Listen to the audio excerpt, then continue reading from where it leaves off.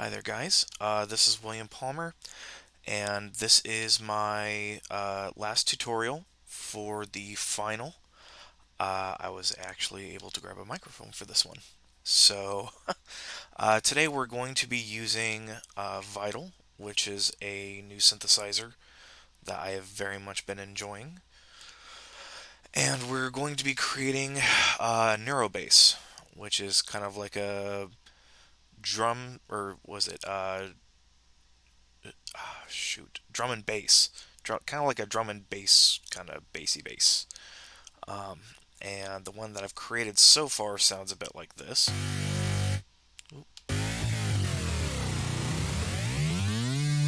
And you can hear that nice glide, which is coming from the glide section over here. I am currently using brown noise for this one, which is, if we go into the waveform editor here, is just really, really distorted uh, sawtooth patterns. And we kind of modulate that noise through the filter right here. And I'm explaining it horribly, I know. But we then attach that filter to a automation clip, which I have modulated here. You can come into the draw section and kind of just, um, as you see here, I've kind of tried to, when the MIDI notes go up, the cutoff pulls up as well, and that resonant filter, when the note goes up and it glides up, the filter glides up with it, and it creates kind of like a whooshing effect in the bass that sounds very, very cool, very unique. Like that right there. I really like that. That sounds so cool to me. But yeah, basically what I tried to do was to match the modulation of the filter to the gliding of the MIDI notes, and that's what creates that really unique neuro bass sound. And after we crafted the basic sound, this is just one single oscillator with a 5 voice unison with 5% detuning. So it sounds a bit more wider. I turned the level all the way up just because I like loud stuff. Uh, and then we're processing the signal through a multi-band compressor. I didn't touch any of the bands. Normally, I try not to, just because the multi-band compressor gives it a nice thick tone in general. So you don't normally have to mess too much with the tone.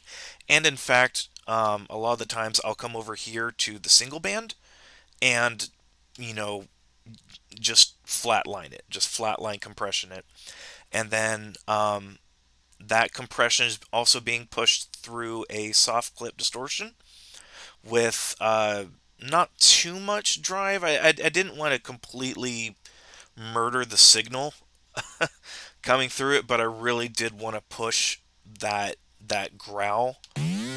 You know what I mean? That you can really obtain with those low ends. Sounds really nice. It's so awesome.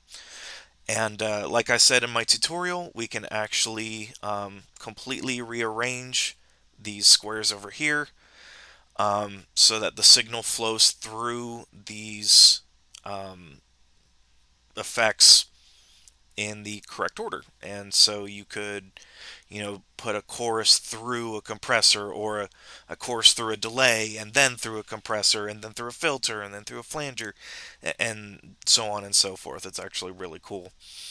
Um, there's not too much. I don't think there's actually any internal VST modulation going on.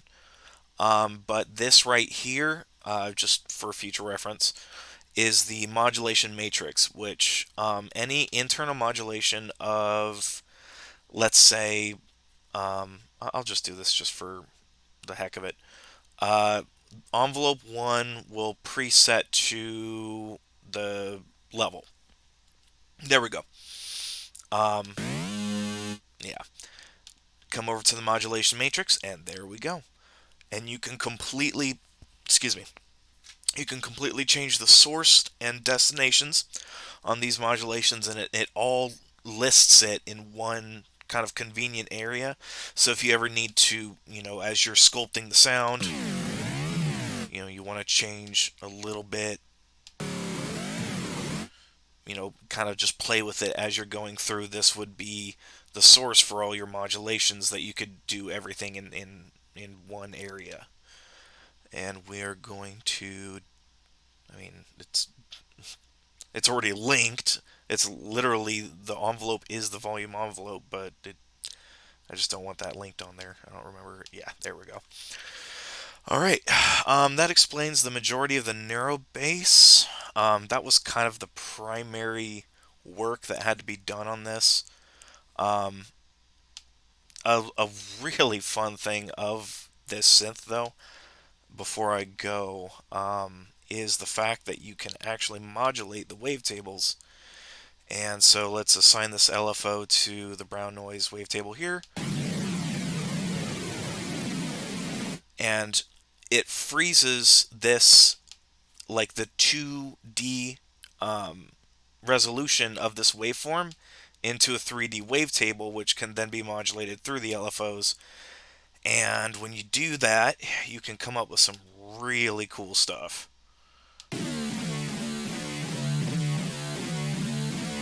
And just constantly messing with it, experimenting, seeing where that sonic landscape can go. And you can find these little peaks and valleys that just make really nice noises. But that's just an interesting part of that. So, okay.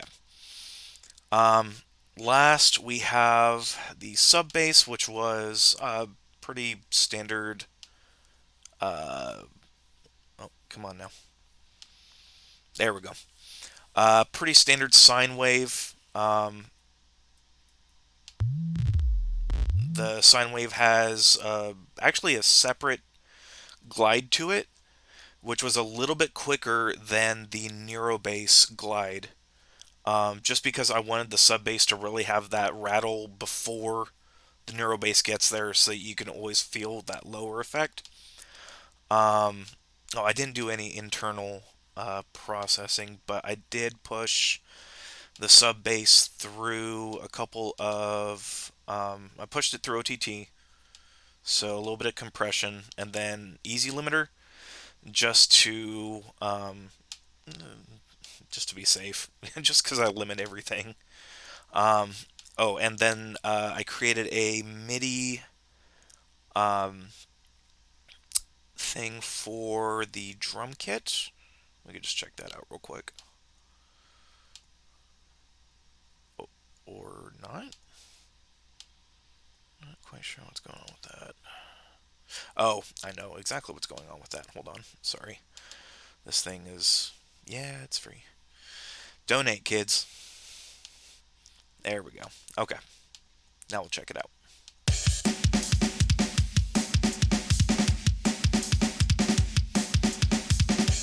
And this is just like a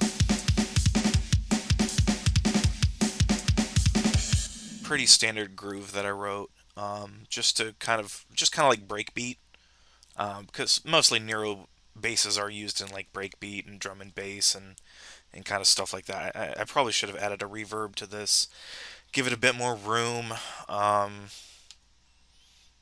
I just didn't.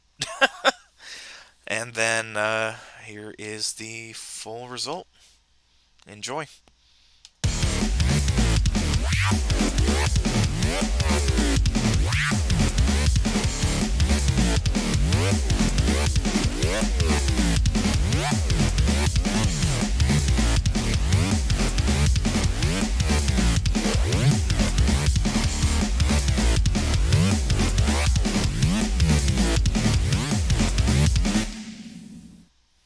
All right, there we go.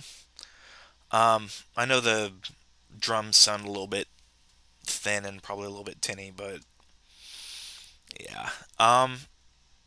So yeah, if you guys have any questions, just leave them in the comments below. I hope you enjoyed, and I left a link for Vital on um, the page of my WordPress. So if you want to download it, or you could just, I mean, you could just Google Vital VST and look it up and try it out. It comes with quite a few just like standard wavetables itself, and then you can actually come in and modulate the wavetables yourselves.